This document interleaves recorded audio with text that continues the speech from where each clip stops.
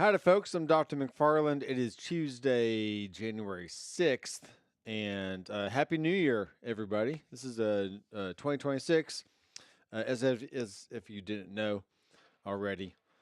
And yeah, as the title shows, I'm going to try my best to have a no spin year. Now, I technically already broke that rule because I bought like a $48 Logic Pro um, like how to kind of bundle from this sides YouTube channel chick. Does really good YouTube videos for Logic Pro, and I'm trying to learn Logic Pro a little bit better than I do right now, and therefore I was like, I'm just gonna save myself some time, go ahead and buy this how-to bundle that she had, and just be done with it. So I've already spent some money this year, which is fine. I'm adjusting my camera. And so yeah, but other than that, I'm looking around my studio and I'm like, I literally need nothing else for me to make music, for me to jam, for me to go out to jam nights, to record myself, to record a band, all the stuff. Okay. Now, to my right, which you can't see currently, I have the Antelope Audio Orion Studio Synergy Core. Okay. And this is a 12 channel, 12 mic pre interface, but it does have two ADAT expansions, so you can extend up to 16 more channels. So it technically is a full 32 channel mixing board, or not board, but just like a interface that you can get 32 channels on, and it's pretty good. It is pretty good. I like it a lot. And I was using it for quite a bit until I started recording a band early last year, and it was just very hard. It was. It didn't have to be hard, but for me, it was very hard to adjust things on the fly really fast because you have to go in, grab your mouse, go find the fader that you want to move. Oh, the drummer needs a certain mix. Okay, let me go dial in that mix for just for him. Oh, the bass player wants a separate mix. The vocalist wants a separate mix. I need a separate mix. Just all the issues that comes with trying to get different headphone mixes for people and moving the session along fast and efficiently. Um, so I have lived with a Yamaha TF5 right here in front of me. I got this other camera in my way here. Let me move this down. So as you can see, here is a TF5 mixing board, and trying to get my camera less awkward, even less awkward than it is right now. Okay, there. Crap. All right, I'm just gonna do this. So there's the TF5. You can see that right there. It's got the faders and I mean, it's nice. It's got color coded channel strips and all this stuff, and it just works. It works fine. It works great, actually. There are a few downfalls that I do not prefer, based on other interfaces that I've used in the past. So let me just get those out of the way so you're more educated on what that might be and what that might look like for you in your studio. Okay. So the whole point, the whole purpose of me having multiple channels is I have a drum kit back here. You can see I have like a Fractal FM9. I have a Toemaster Pro. I have a Headrush. I have a vocal booth back here with 4 mic inputs that also can receive headphone jacks. And I need to be able to plug multiple things in at one time and just leave them always plugged in, ready to go.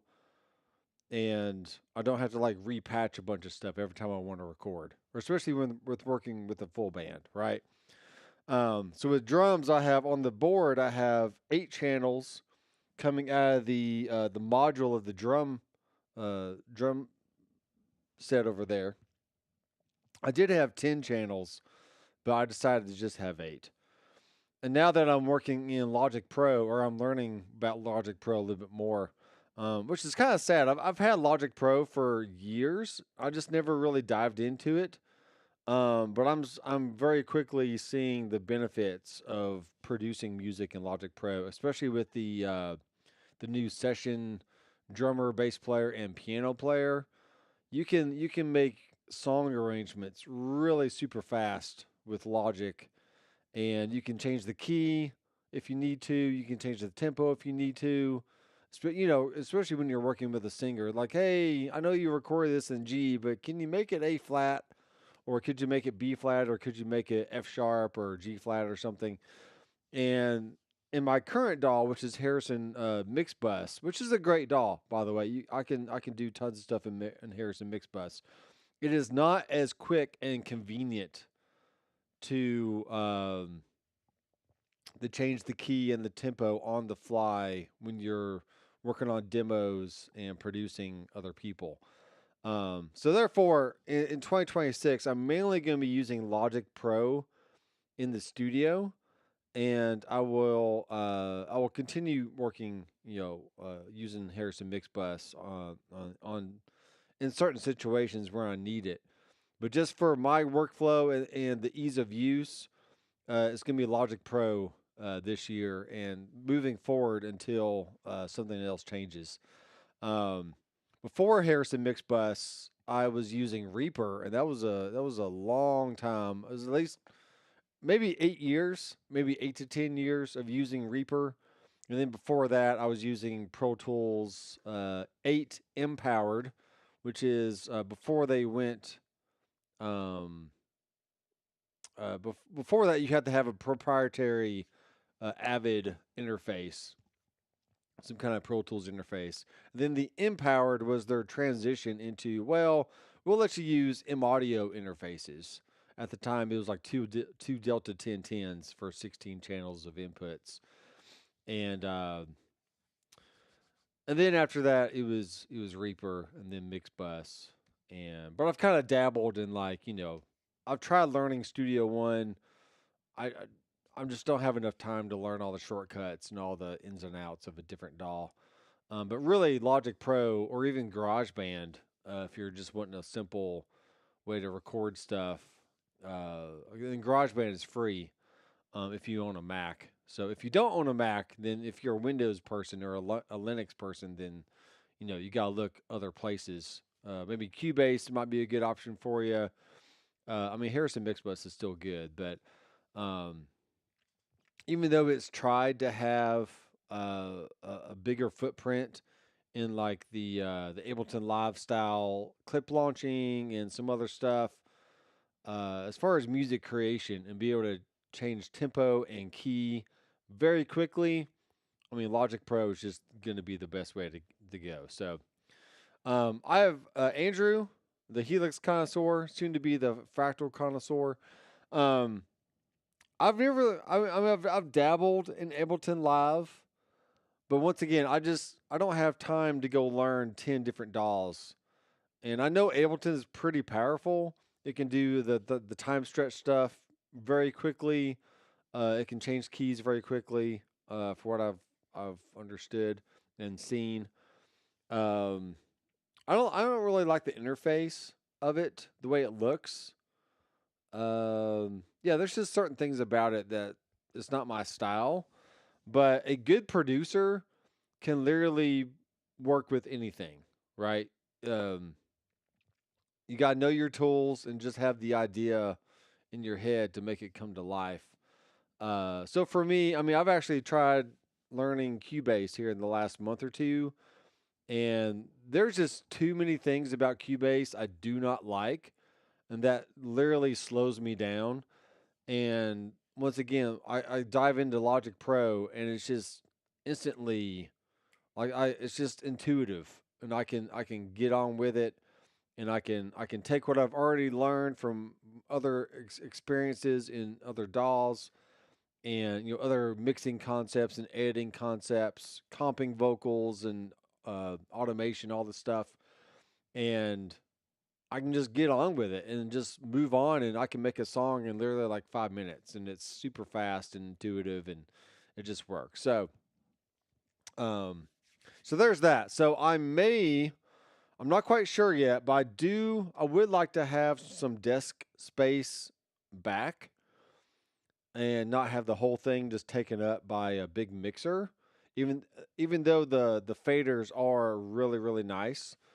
Um, so I may take the mixer off for like a few weeks and just use the Orion Studio Synergy core in the rack, and then I can take the Toemaster Pro, put it on the desktop, take my little Headrush core, put it on the desktop, or maybe even the Fractal. Um, and then instead of having my mixes being created through the mixer, this is where the title of the video comes in. It will be a no spin year unless I sell other gear to fund additional spending. Okay, so I'm not gonna like just keep everything and then go spend more money. I need to free up the money that I have put into other gear, sell that off, and then I can go off and do something else. So in order to replace the headphone mixes that I can do right now with the Yamaha, the Behringer P16 little interfaces, Ethernet interfaces, I can essentially get a brain to put in my rack, which is like $250, $300. I think it's about $300. And then each of the little mixers is like 200 or 300 as well. So for roughly $1,000 to $1,200, I could have a good four headphones system. For the drummer, I can have one in the booth. I can probably have one over here for the piano player, maybe, and then maybe the guitar player and the bass player can like share or something, or if the band is paying me enough, I can just buy an additional headphone mixer, so I can have like 4 or 5 or however many. Um, I think currently I have 1, 2, 3, 4, 5, 6. I mean, I have 6 headphone options right now, but most of the time that's overkill for really 90% of what I do up here, unless I am working with a band.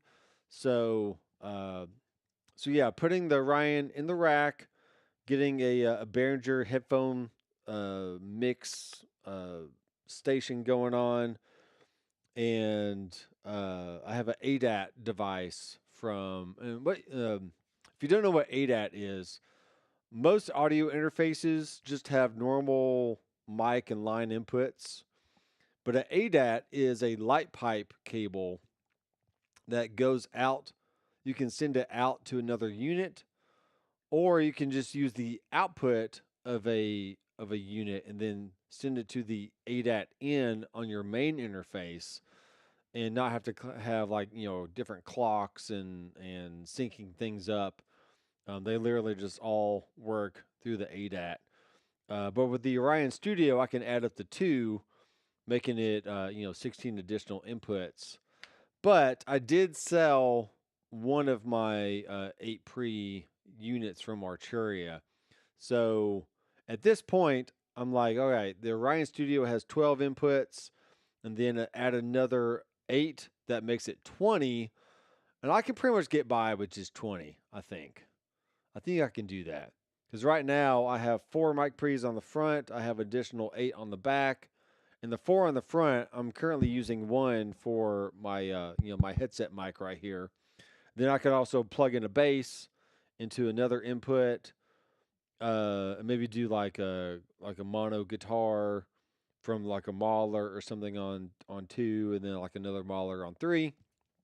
But if I want to do like stereo Mahler outputs, then I'll need to use some of the inputs on the back, or just dedicate my ADAT unit for all my Mahlers and any additional uh, inputs that I need just around the studio, especially for the booth back here. So, yeah, so that's kind of where my brain is going right now. And if you've seen my purchase history over the last decade, I pretty much flip flop between I go all in into buying like amps and guitars and pedals, and then I switch it over to like, oh, let's get some recording gear and new studio monitors and new headphones and um, different interfaces and do new microphones and stuff like that. So I don't know why my brain just can't settle and just stop.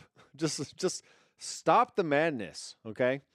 Um, so it's crazy. So right now I am going through the Synergy Core, and these have built-in. Let's see if I can add. Let's see if I can add something here. I'm gonna add this, and we're gonna go to the Orion Studio. So we got stuff like this, right? So what you're seeing is, let me do something like this. Maybe. Okay, I'm good. This is basically a way to add plugins or add effects to your vocal chain or really any input, whether that's a built-in input or an ADAT input, which is actually really cool. And that Behringer P16 system, I would take what would I do? I would take I'll show you this mixer right here real fast. Okay. So this is it's gonna be kind of small. I'll make it a little bit bigger. You don't need to see my face right now. So essentially you see this ADAT out line right here. So what I can do is say, okay, I want a mix of like a drum mix on mixer 3, because there's 3 different mixers on here that I can utilize. And mixer 1 is my main mix. Mixer 2 is this one. Then we got 3. Then we got 4, right? So essentially what we can do is, let's say on mix 2, I have a good drum mix going. And then I can send that out to my ADAT output that's going to the P16 Behringer headphone system. So that would be called like drum mix. And then I can have like my DAW playback on like 3 and 4, or maybe just opposite. Maybe 1 to 2 can be my DAW playback. So like for instance, I can go here. I'm going to set this up really fast so I can show you. And I'll make a separate video on this a little bit later, but let's just do mixer 1 to 2. Right, so we got DAW playback, we have drums, and then I can have any combination of, like, I want my keys to come out. I want like whatever vocalist is in the booth, whatever bass player, guitar player. I mean, there's 16 ADAT out channels on this thing, just like there's 16 ADAT ins. Right, we got 16 ADAT inputs right here. So, but I think the P16 only receives 8 ADATs, and then the rest of them are like 1/4-inch outputs from the back. So I may would have to get a because there's multiple line outs on this thing as well. There's 16 line outs, so I would have to get a DB25 cable to go out of the Orion via TRS cable and go into the additional 16 on the for the mixer there, if that makes any sense. If that makes any sense at all. I could have a click track on one channel, my vocals, bass, guitars, click. So that way when I give somebody a box, essentially, it's like, here is your headphone mixer. Like, they can literally just dial in all the levels that they want for their headphones, whether that's the drummer back over here, the keyboard player, the guitar player, the bass player, the vocalist in the booth, and then I got mine over here, which I'm basically working off of mix number 1, and all that stuff. So I hope that makes sense. This is where I'm at in my studio, in my music room, if you will, and it's just, I like working with bands. I like recording people, and you need gear to make that session run as smooth as you can. So hopefully, and maybe in the next 3 months or so, I can figure out what I want to do with this board. Maybe sell off some other stuff that's laying around. It is nice having this board.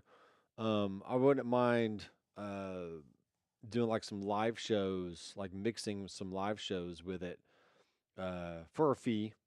Show up. I can basically take this in my car, show it with my 100-foot snake and some microphones and whatever else, and uh, basically have like a stage set up that I could mix a band live or whatever I want to do with it. So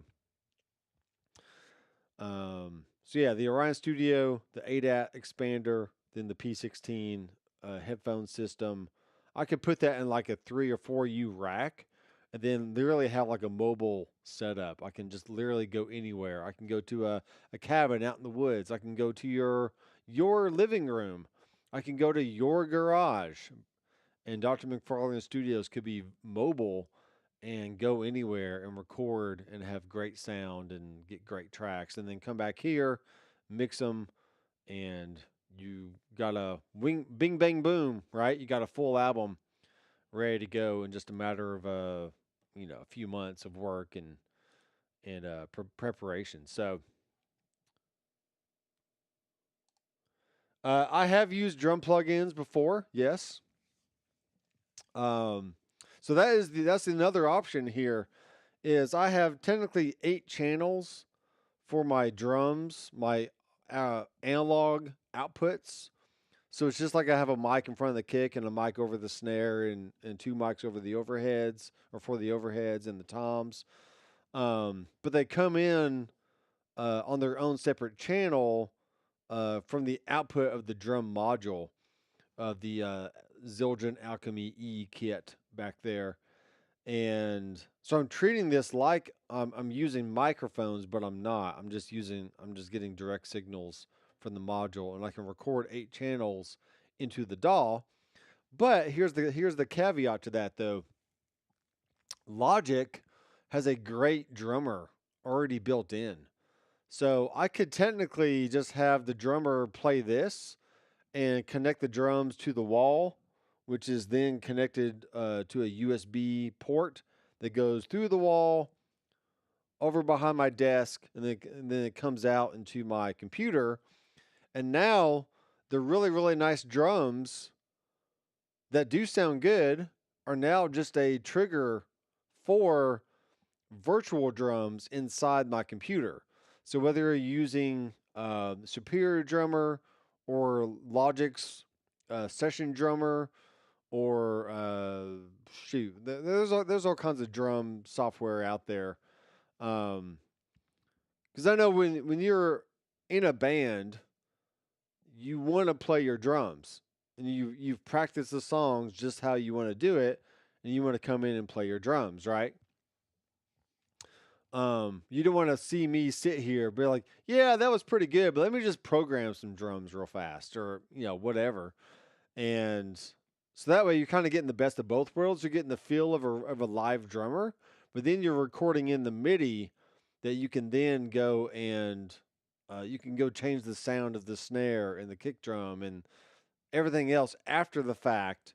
And then you can print the MIDI to audio so it looks like you've recorded audio from like real drums, but you're getting the benefits of all the post production in the DAW, and in this case in Logic Pro. But it could be Studio One, it could be Cubase, Reason.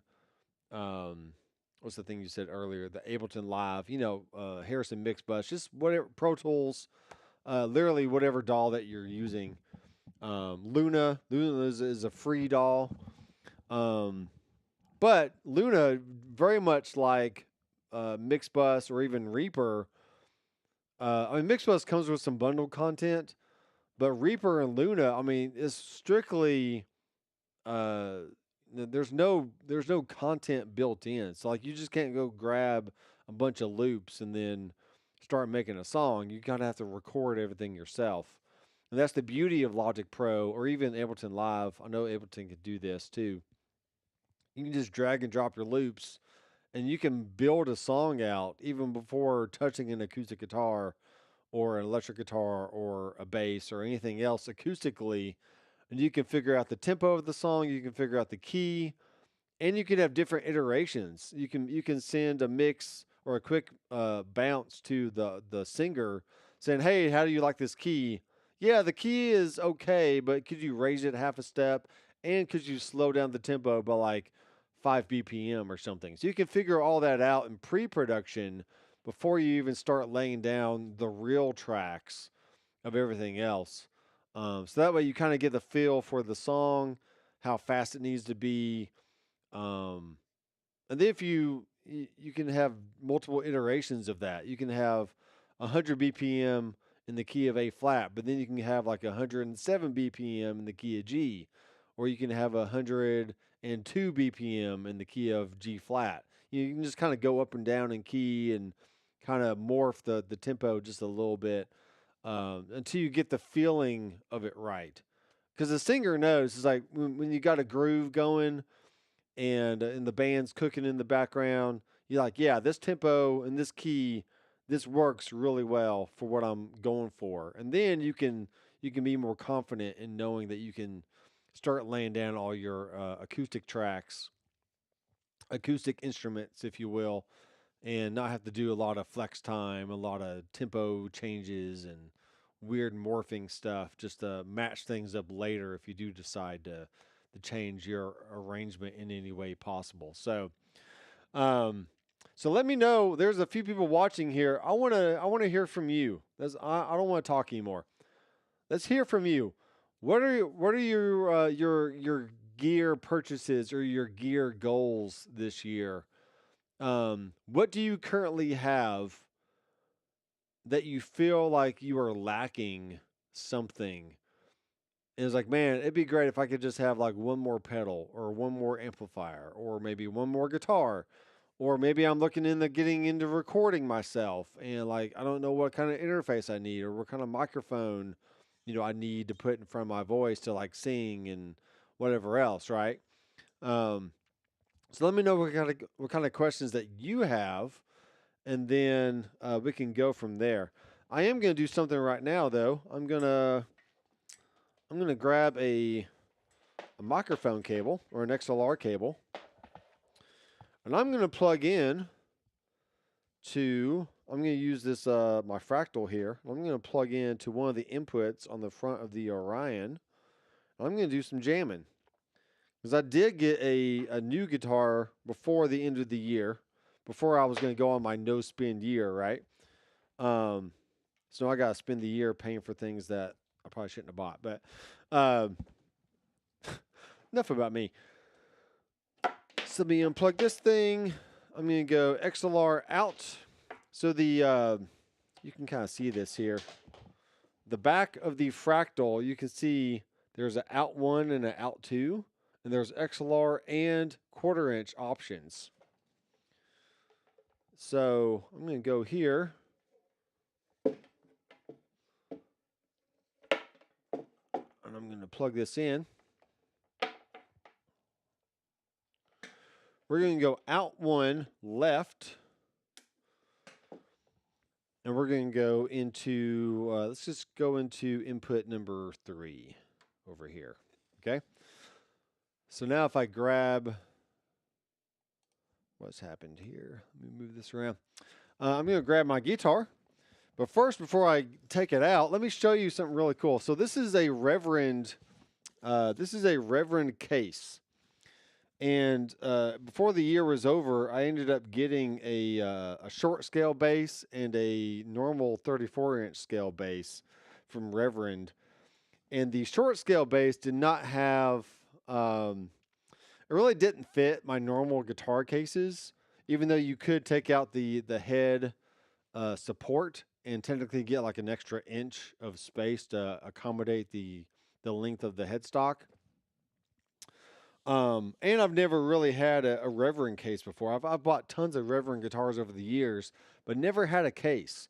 So if you're looking for a really nice case, I can highly suggest these Reverend cases. This is a super thick handle, so it's very comfy. These do run about $150, but if you're going to go out and spend or purchase a if you're gonna go purchase like a hard shell case, but you want more convenience and maybe spend about the same amount of money, maybe a little bit less. I'm not sure what hard shell cases are going for these days, but um, soft cases are just way more convenient. You can hold them like a like a backpack, and like a shoulder strap and all that stuff, and they're very very thick and well protected. Um, so I ordered a regular size for a normal guitar, and then I ordered the baritone length, so it fits my short scale bass of 30 inches, which a normal bass is 34 inches. So, and this reminds me of like a Letterman jacket, almost type material. I mean, it's definitely some form of leather or something, but it's just super nice, very classy looking, and you can walk into your gig and look great, as if you don't already look great enough as it is, right?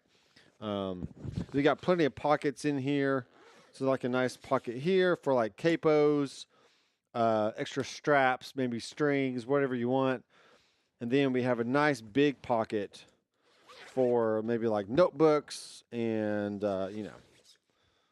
silicone gel stuff, whatever. So even if you don't play Reverend guitars, but you're looking for a very nice case, then I would check out these Reverends. They're pretty cool. Andrew is getting an FM9, and you better, because this thing is sick. All right, so here's the guitar. This is a Jetstream in Sunburst, but it also has a Bigsby on there. And they also have the Nuevo 90 pickups, which is also in my Air Sonic. And these are basically like P90 voiced pickups, but they're in a humbucker size, and they're also humbucking, so you don't get all the noise that you typically get with a humbucker, which is technically just a single coil guitar. So with that said, let me plug in here, find it into my cable. I've basically, on my fractal unit, which I'm going to start making videos. I'll probably have a video out this Friday or by the end of the week sometime. I basically just made a simple preset, and then let me change the. What am I doing here? I'm going to go here. I'm on mixer 1. There we go. So I basically just made, this is a great way to do modeling in general. Just make one single preset and then just keep copying or saving as to like another preset slot and then just altering some stuff. That way you don't have to keep recreating a preset from scratch every single time by adding an amp and a cab and a drive pedal and a reverb and a delay and all the stuff. You can just have the blocks already there, then just go swap out amp models and reverb algorithms and whatever else. So, I mean, this thing is just sexy. I don't know what you think, man, but this thing is so freaking cool. Really nice rosewood fingerboard. The Reverend pretty much has flat sawn necks, which the Kiesels I have are quarter sawn. And maybe that's not a huge deal to a lot of people. You don't really feel the difference, but quarter sawn necks will definitely have a better stability in temperature changes and just not go out of tune as much. But I've never really had tuning changes with my Reverends before, so I'm not too worried about it.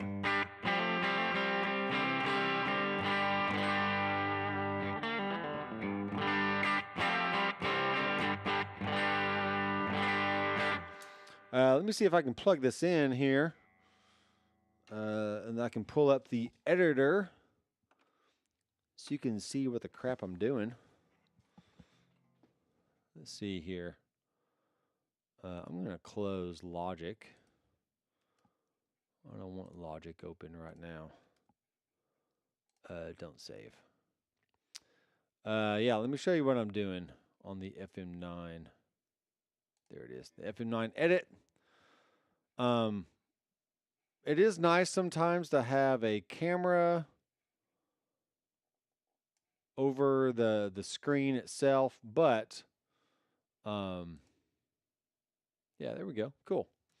I had it all set up, ready to go. So this is based off of a AM4 preset, essentially, because the AM4 has 4 blocks, and they combine the amp and the cab into one block. So that's why I have to add an additional cab right here. Then I'm also doing a send, or I'm doing a split before the cab going to output 3, which is just purely 1/4-inch outputs on the back of the unit. So that way I can choose to either go through my FRFR, I can go straight into an interface, or I can go into, I can use output 3 and go into my Quilter Aviator Cubs over here.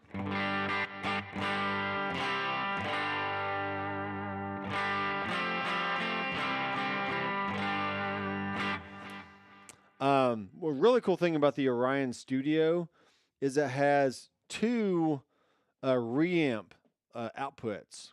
Okay, so I can take any signal that's coming in and I can reroute it to the reamp, and then, or maybe just like a DAW output, right? I can output a channel in my DAW, I can reamp it, and I can go through the Fractal, I can go through the ToneMaster Pro, I can go through anything that I have, or that maybe an artist brings into the studio, and that allows me to essentially record a dry signal, and then I can just reamp it later of whatever I want. So, and it's also an option to have a DI signal like this thing right here.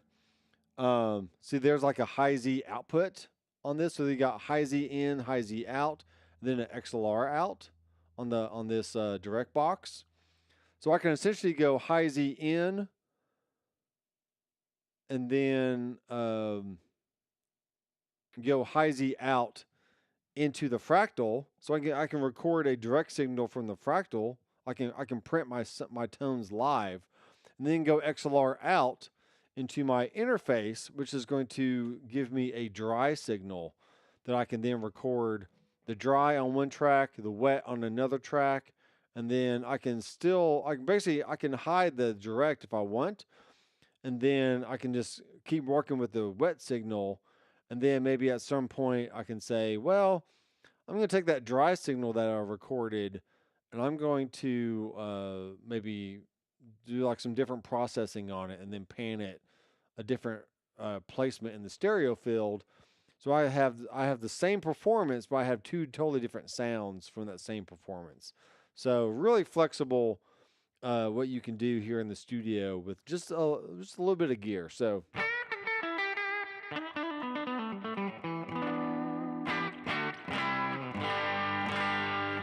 Let me get the strap out of the way. So what I've done in this preset, I keep looking over, not knowing that that's right here on the screen. So if I click on the amp, you can see I have the Captain Hook 1A. And then I have, on my foot switches here, on my layouts, let me show you my layout real fast. If I can show it, where am I at? Where's my layouts? FC Edit. Yeah. So on 1, your FC Edit is your presets. And then 2 is your scenes right there, which I don't have anything named. But on 3, I have customized the effects layout to essentially give me a drive. And then I have my amp. I don't know why drive B and A are on that switch. I can go change that though. Let me go check this out. Why is it there? I'm going to unassign that. I'm going to do this real fast. Check this out. I'm going to go here. I'm going to Effect. I'm going to go to Channel Select. I'm going to go to Drive 1. And now, so select Channel A on hold. Then on the second press, maybe I'll do like, like the previous channel or something, whatever that is.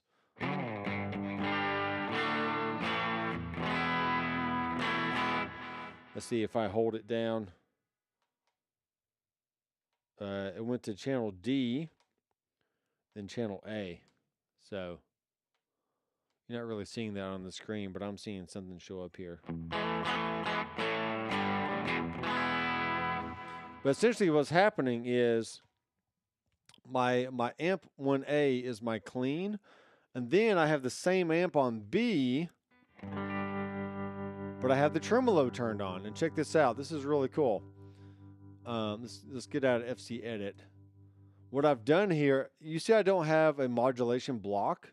So what I've learned from watching these AM4 videos, which I should have known this before, is in the power tube section, there is a bias tremolo right there in the amp block, which I love because that kind of harkens you back to like the old Fender blackface and silverface Fender amps that have the built-in tremolo and the built-in reverb.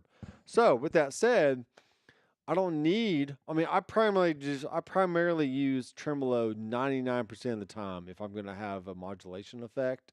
So with it being built in right into the amp block, it's just super cool. And I can just adjust the depth. I can adjust the frequency, which is essentially the, how fast it is.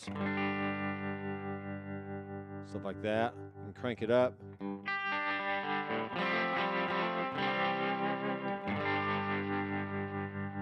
Stuff like that. Kind of tone it down. You can bring the depth all the way down. Stuff like that. So you can take it all the way out, or you can bring it back in.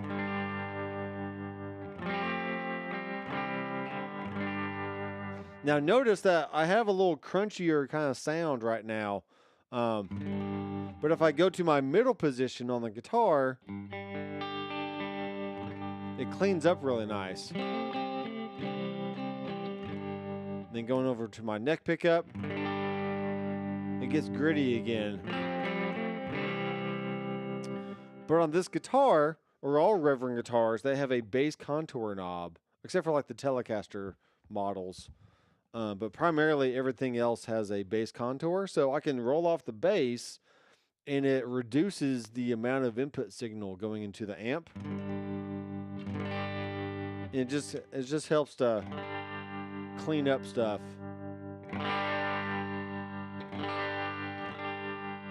It thins it out a little bit, but it also helps to clean it up. So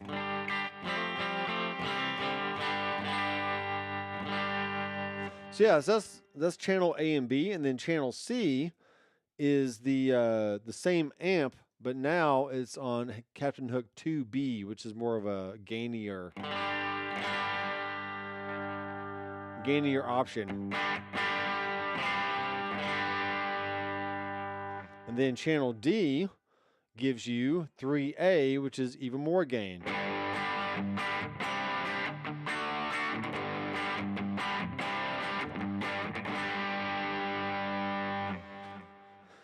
But what's really cool and why I like this, I like this workflow. Even though the ToneMaster Pro is really, really stinking good, you can add a lot of amps in one preset. This is super powerful. And yes, you're spending, I mean, right now you can get $100 off of a fractal, right? So for $16.99, which is what I paid for mine, I think $16.99. You're just getting the world at your fingertips and at your feet when you're buying a fractal unit. It's just literally, it is so worth the money that it's ridiculous, which is why I've bought one again. I've sold them all. I've sold like 2 in the past because it was like, it's too much money. I'm going to use it for something else. But really, I keep coming back to it because it's just so stinking powerful. And the tones are there. I mean, the tones are great. The flexibility is there. You can route anything to anywhere. You can use up this whole grid and just fill it up with whatever you want. And it's perfect. It's literally just perfect. Pretty cool stuff. They also have, like, you can go to your speaker. Let me go here. Output EQ. There's a place in here for there's like speaker compression. Yeah, there you go, speaker compression. So check this out. Look at this. Look at this meter right here. Look at this.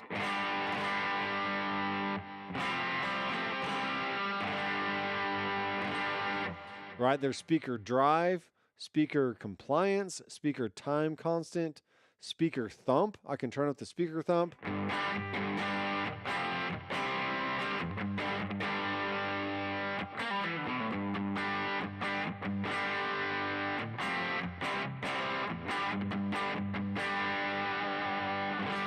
Yeah.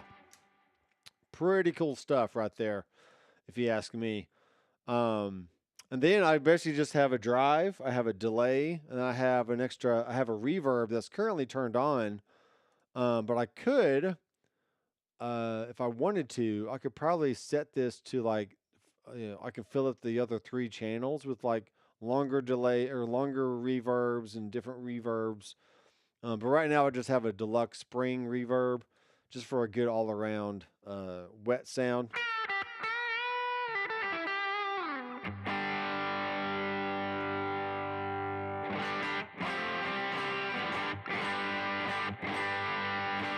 Yeah, it's pretty cool.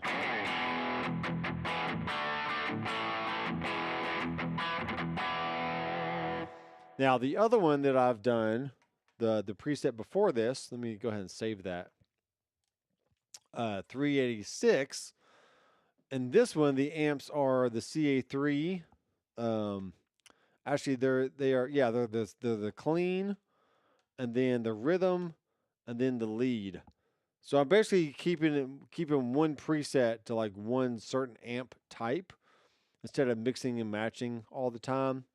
And you could add a second amp block in here. So you could have 8 total channels of amp sounds, which is just nuts. And you can do the same for your drive as well. You can have 2 different drive blocks and have a total of 8 different drive channels that can range anywhere from like BB preamps to Horizon drives, the Shure Riot, all the TS Tube Screamer mods, Timmy's, Rats, Fuzz Pies, 4-knob tube drivers, the Zen Master, Color Box. I mean, literally any kind of drive that you would need in a professional situation, they are literally all there, and you could have 8 channels worth of just all the drives you'd ever want. That's why I keep seeing these people building like these big AM4 and VP4 like type pedal boards. And by the time they're done with it, I'm like, dude, you could have just bought an FM9 and been done with it.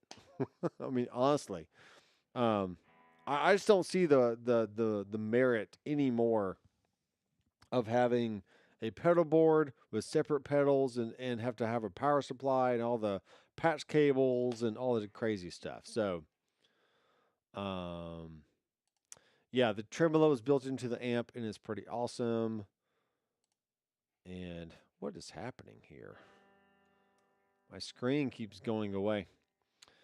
You can have 4 amps.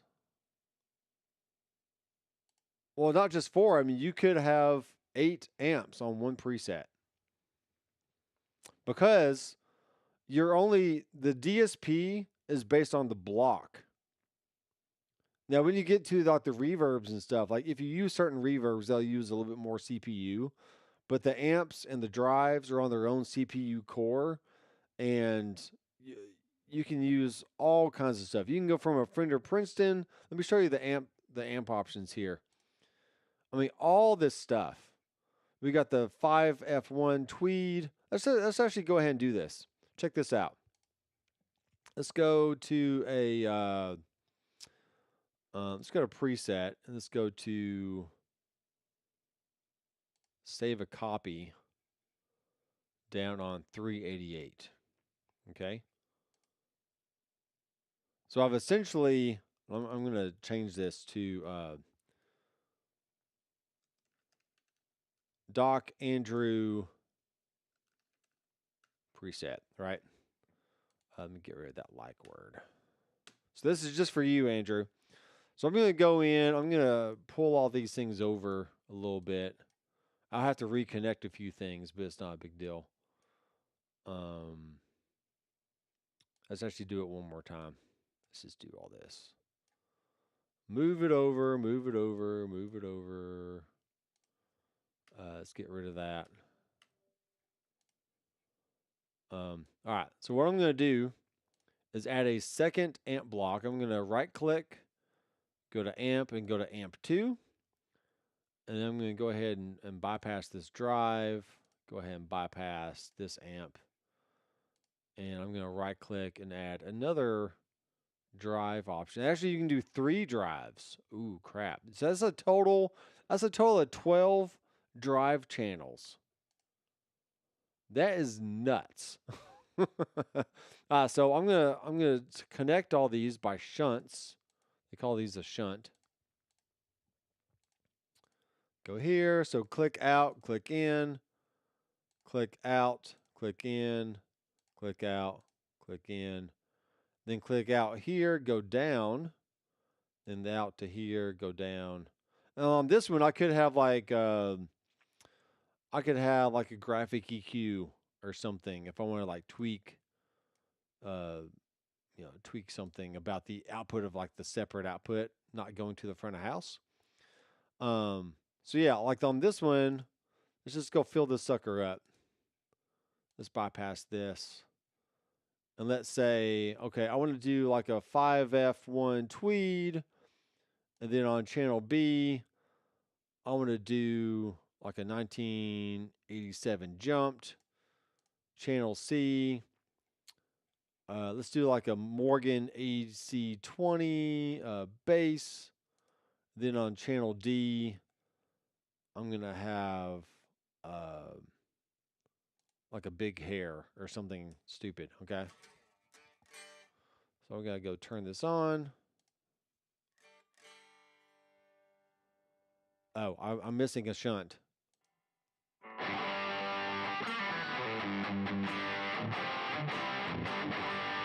Now, at this point, you do have to go dial things in. I mean, I don't want to rat distortion before a high gain amp.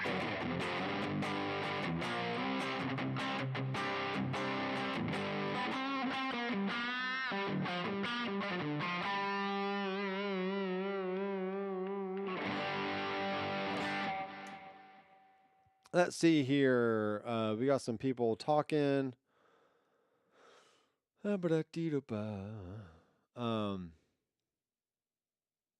Yeah, so this is the Fractal FM9, but I'm kind of talking about just like my studio setup in general, and all this stuff. So yeah, we got all these drives here. So for example, we can do like a BB preamp, and on channel B we can have let's do a Klon, and channel C, let's do the Box of Crunch, which is like the Box of Rocks overdrive pedal, which is pretty cool. And then let's do a full tone OCD, right? So there's 4 drive channels, and then not even including another 4 drive channels. And then I could have like another one here just for fun. This is kind of stupid, but check this out. So I'm going to go here, and I'm just going to insert a drive going up and over this other drive. Okay. So while these are off, I'm still technically, I mean, I can do like something like this, I guess. Right. So that way I still have like I'm either going in through the first drive, I'm going up and then back down, and I'm going over, I'm going out the main output to the interface, which is how you're hearing me now. Right? That's not dialed in at all, but oh wow, I need to turn this off. And then I'm going out to a secondary output. So depending on my scene or what I'm doing, I can turn on this drive and then change between 4 different channels. I can turn on another drive, have another 4 channels, and turn on a third drive and have another 4 channels with a total channels of 12. And that is just freaking nuts. Why you need 12 overdrives in a preset, I don't know, but the option is there if that's what you want to do. Let's go back through these channels here on the amp. Right, so we can go in here. We got, we can maybe turn the gain down, turn the level up a little bit.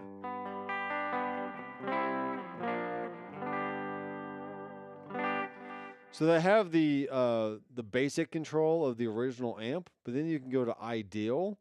You can adjust your mids, your treble, your bass, your presence, your depth.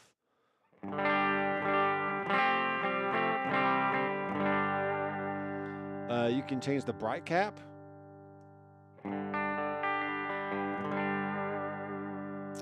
There's a high treble. There's a cut, which is cutting mids. There's a fat, which is doing something, and there's a bright. That's too bright. There's a boost you can turn on.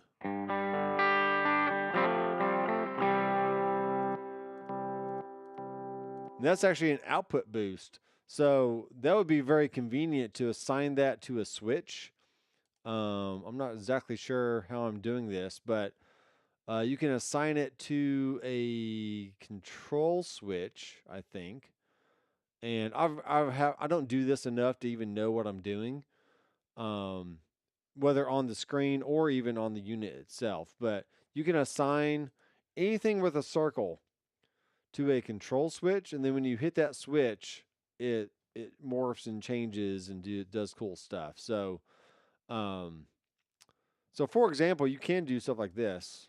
Let's see. If I wanted to have a pitch follower, to where I'm not even sure what am I doing here. What am I doing?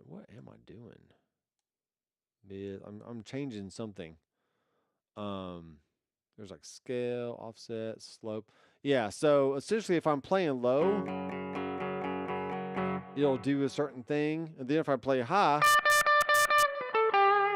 let me get this thing out of the way. So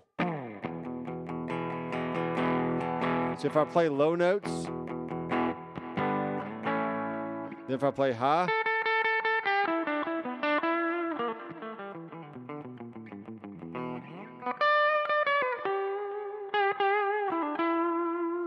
and that all changed just because of where I played on the fretboard. I have videos showing how to do this, which I need to go back and watch myself because I've forgotten how to do it. But you can have like reverb get bigger with like the higher the notes that you play, or you can have a delay feedback grow larger or longer, depending on if you're playing low or you're playing high. It's just super cool stuff. So I am doing fractal content on a second channel called Fractal Audio Systems Weekly. I'll leave a comment or a link down below, so you can go subscribe to that if you're into fractal stuff. But yeah. All right. So the Orchard Park Band, welcome. I don't know why my computer is doing this. I just bought a Focusrite Sapphire 16. Okay, seems fine, but what do you think of Focusrite? I've had the 16i. Is it the 16i8 or the 18i20, or I've had something. I've had a Focusrite before, and I think they're fine. I think they're just fine. It has ADAT in it, yeah, so that's good. 2 mic pre's, 6 line inputs, and 4 outs. Yeah, the Focusrite will be great for what you want to do. It should also have a loopback channel, so if you want to do some live streaming like I'm doing right now, you can do a mix and then send that to the loopback, or you can record audio off of YouTube or any source or any a signal coming from your computer whether that's from a web browser or from like a DAW playback or whatever else. So you can re-record that into your DAW, so you can rip songs and do fun stuff like that. Um, Crap, my thing keeps changing. I gotta figure that out. Let's go back here. Uh, I thought I wanted 4 mics. Um, yeah, with the let me go look this up real fast. 18i6 is what you said. This is being weird. Get this thing out of the way. Okay. 18i6. 18i6. That is what you said, right? No. 16. What? 16i. 16i16. Okay, I see it now. I see it. Let me show you my screen here, maybe. Yeah. So what do we have? We have 2 mic inputs on the front, and then power supply, cable, line inputs on the back. This is for like your keyboards. This is for outputs of maybe your digital modeler, whether that's a Fractal or a Headrush or something, Telemaster Pro, um, stuff like that. But these line inputs are not high Z inputs. So you can't expect to plug an electric guitar into one of those inputs and have it sound decent. You would want to use one of the front inputs for the combo jack right there. Yeah, you got your 48-volt phantom power, your instrument, which is selectable on the front. You can turn on your air, which is like extra high end and all that.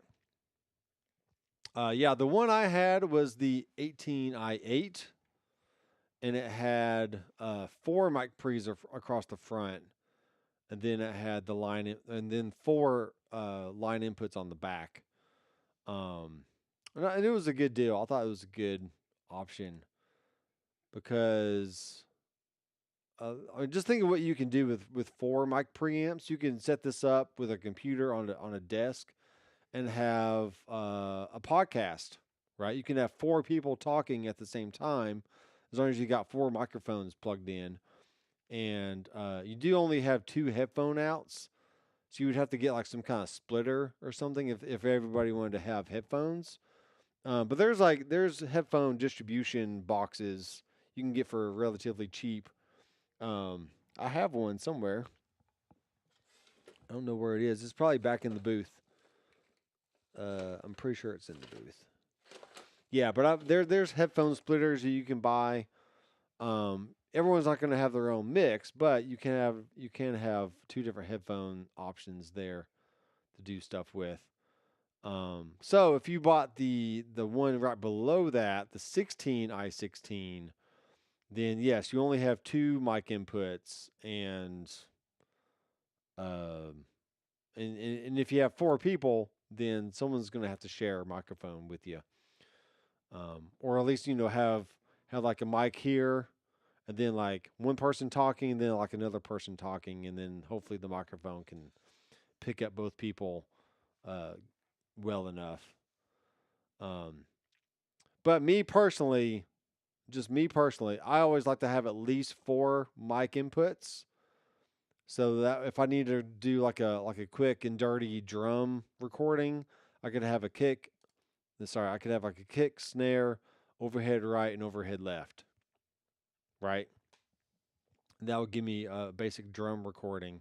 And then after drums, I can unplug those inputs, and then I can plug in a bass guitar, and then I could record bass, and then I could do like a stereo acoustic guitar setup, and then lay down some acoustic, and then I could do some vocals with whatever inputs on there.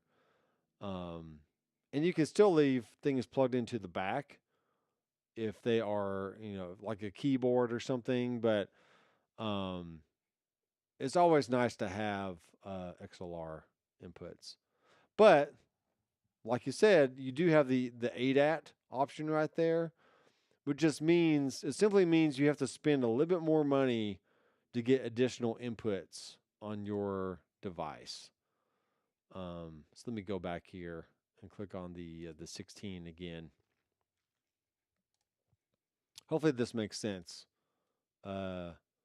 Yeah, so I mean, and there's relatively inexpensive options for ADAT expansion. There's the Behringer, if I can spell, Behringer ADAT. This is very popular. The ADA 8200. It's $179, and you get 8 additional mic pre's. There are Midas mic pre's. That's pretty good. For $179, I mean, you can't expect amazing results, but I mean, they're going to be fine for what you're doing. I mean, you're already spending, you're only spending like $340 or sorry, $350 to $400 on a basic interface. So spending another $180 to get 8 additional mic pre's. I mean, that's pretty good. I say that's pretty good. And that does give you a total of 10 mic pre's, and you still have 4 additional line inputs. So that is technically 14. Well, I guess technically there's a 16 somehow. Because there's 1, 2, and then you got 3 and 4, 5, 6 on the back. So that's a total of 6 there, and then another 8. So that is 14. Maybe the SPDIF is in another input, and then like the MIDI in is another input. So I don't know. It really just depends on how much money you got, what kind of recording that you're doing, all that kind of stuff. So, but it is on sale for $369. It's pretty good. I like talking about recording gear because it's such a varied topic. But at the end of the day, it really is all about inputs and outputs and what your needs are for your recording setup.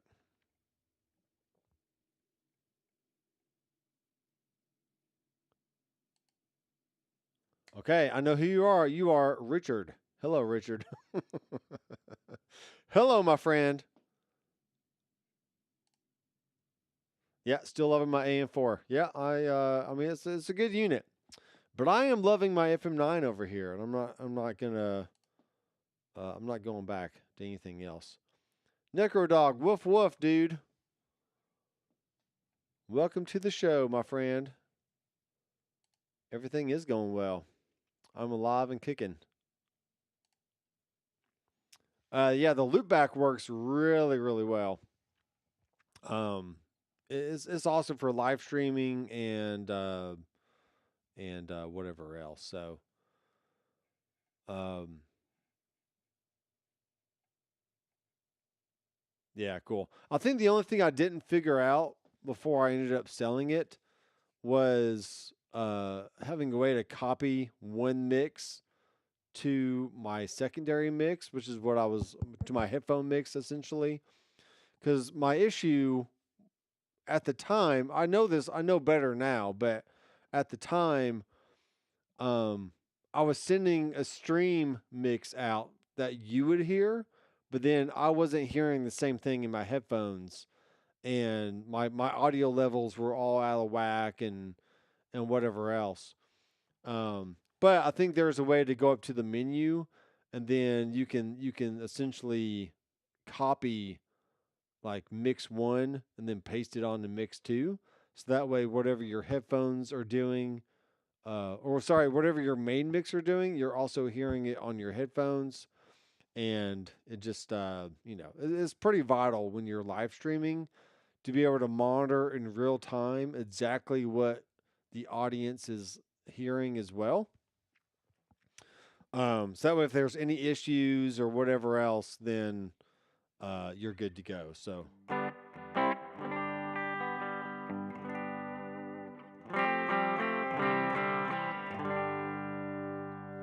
yeah, so there's that. Let me bring up my fractal stuff one more time. I think I have to go pick up a bed frame here in a little bit.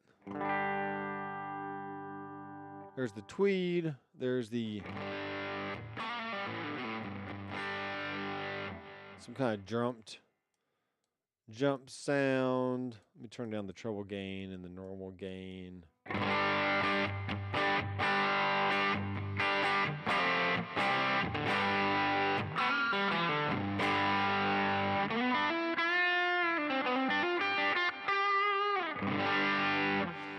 Nicker Dog, what do you think of this guitar, man? This is a Reverend Jetstream with Nuevo 90 pickups and a Bigsby. Oh, yeah. I love this thing, dude. I'm also a sucker for a sunburst. So anytime you can give me like a good classic sunburst, I'm just like, yeah, give it here, man. Come on over to my kitchen, fool. I love it. Here's a AC20.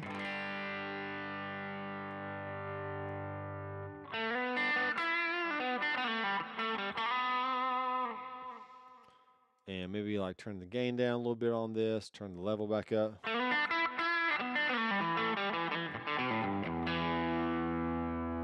Yeah, Nuevo 90 is basically a P90 pickup, a voiced pickup, but they're in a humbucker size, so they are humbucking. So you get the P90 sound without the, or I guess the character without the 60 cycle hum.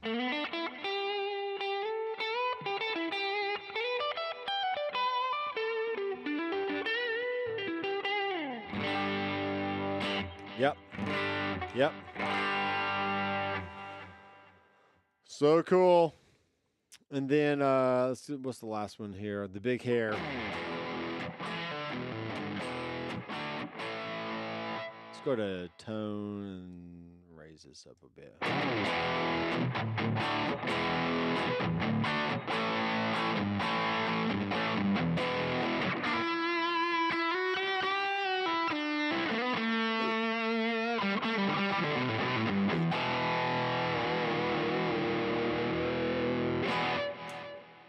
All right, guys.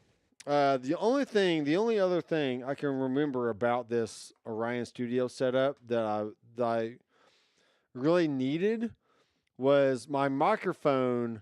If I need to sneeze or cough or do anything that's like awkward online, it's not always convenient to go find the mouse and then like go find the channel and like mute it real fast. So I need to get one of those little boxes that can stay at my feet that I essentially plug the mic into that, and then it goes to the interface. So it's like a step through box, and I can just hit it with my foot real fast to mute my channel if I need to sneeze or cough, and then I can hit it again to unmute myself. And those are like $50 or whatever else. So if you have anything to buy and you want to help support the channel and my future gear purchases, if I do decide to buy anything this year, other than like maybe the Behringer P16 headphone distribution system, that'd be really cool.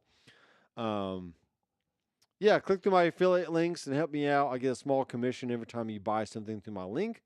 I also have Amazon, Sweetwater, and Zounds. So if you're going to Amazon to buy your kid like some notebooks for school, or you're buying some toilet paper, or you're going to Sweetwater to buy a guitar or an amp, or you're going to Zounds to buy anything, guitar related, or maybe like a lighting system or whatever it is, click to my links first, help me out, and you're going to buy the stuff anyway, so you might as well support somebody very nice and angelic here online.